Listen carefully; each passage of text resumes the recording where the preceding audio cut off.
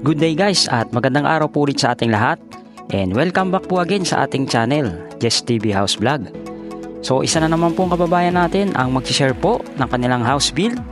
So guys, tara panoorin na po natin ang kanilang video at makakuha po tayo ng idea, inspirasyon, at the same time makakuha na rin po tayo ng style na pwede po natin gamitin na kung tayo po ay mag-build ng sarili po nating dream house. Again, ang video na to ay ginawa not to brag but to inspire other people na gusto pong mag-build ng sarili po nilang dream house. So guys, meet po muna natin yung owner ng house na ipipicture natin for today, si Ma'am Mary Josan Antonio. Si Ma'am po ay isang call center agent.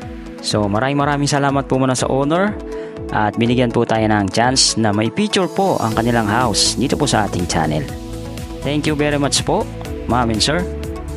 At nag-start po ng pag-acquire ng kanilang house noong June 2020 at ito nga po ay nasa St. Joseph Homes, North Sagaray.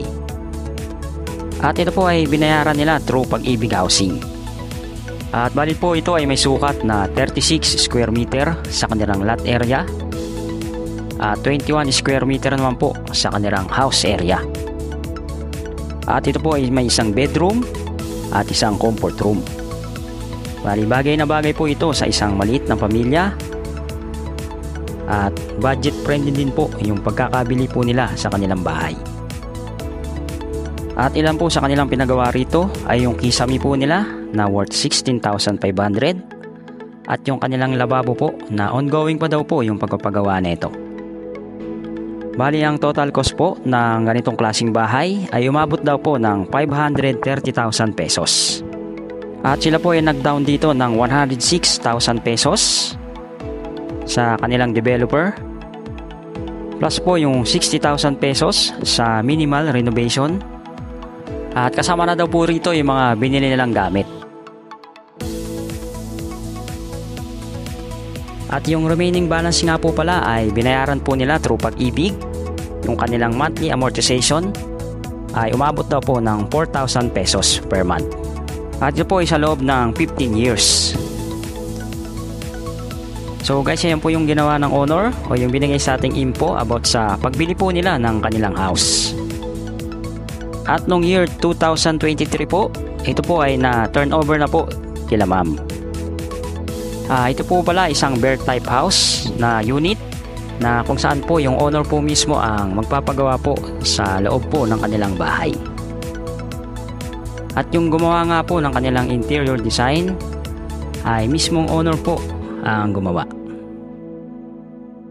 Yung madalas po natin tinatawag na DIY.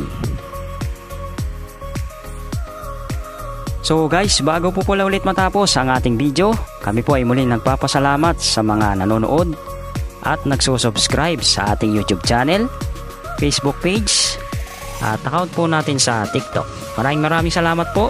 At God bless po sa ating lahat.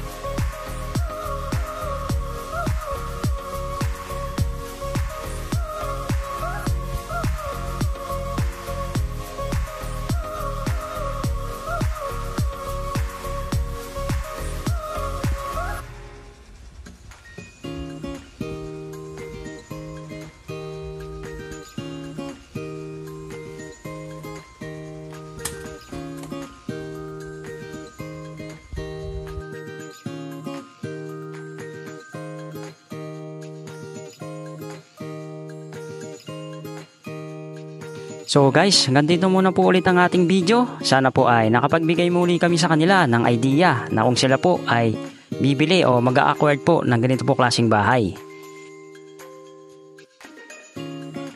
And then maraming salamat po muli sa owner, kay Ma'am Mary Josan Antonio.